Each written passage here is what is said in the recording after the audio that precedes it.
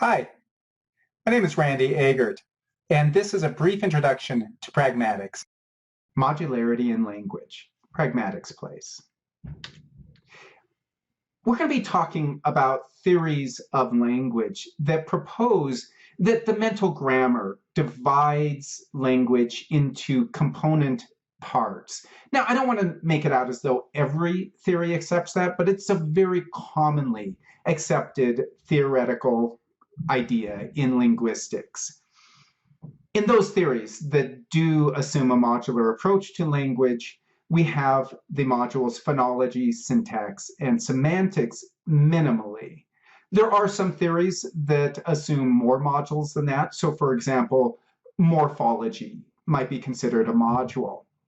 But at any rate, the idea is that grammar can be divided into these parts, these semi-independent modules. I say semi-independent because obviously they have to interface somehow. There has to be a way for us to recognize that a particular phonological form matches up to a particular syntactic form, matches up to a particular semantic form. But how that interface works is going to change, is going to differ depending on the theory. Some theories have a fairly autonomous modular structure. Others have sort of a feeding structure and so on. I'm not going to worry about that so much in this discussion. What I'm interested in is where pragmatics comes in.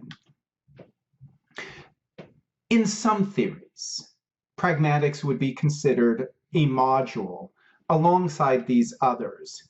Now, typically, pragmatics is considered extra grammatical. It's not part of the core grammar of a language, but it clearly seems to be part of our knowledge of language. And so in that way, you might consider it to be a module of language. In that sense, it's perhaps part of the linguistic competence that a speaker of a language has. But that's not the traditional approach. The traditional approach has pragmatics as sort of existing somehow in another domain. It's separate from grammar and to some degree separate from competence. Some people would even go so far as to say that it's more of a performance phenomenon, not a competence phenomenon. And so traditional approaches would say that first you start with grammar, and then the grammar feeds the pragmatics.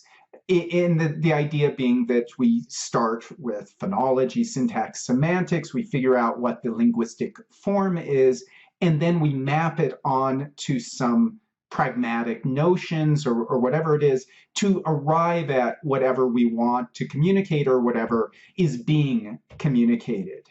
That would be one approach. I'm not myself particularly fond of that approach. I think that there are flaws with it, and more I see linguists and pragmaticists especially moving towards a different sort of approach to pragmatics' place in a modular structure like this.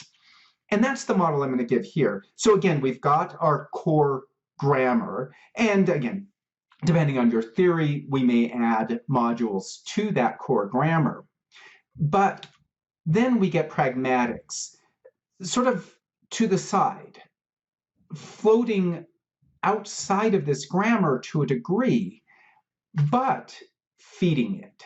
So the phonological choices that we make, both in production and interpretation, are going to be informed by the pragmatics, as are syntactic choices that we make, as are semantic choices that we make. And so in that sense, grammar isn't fully independent of pragmatics, but rather pragmatics permeates throughout grammar at every level, at every module of grammar.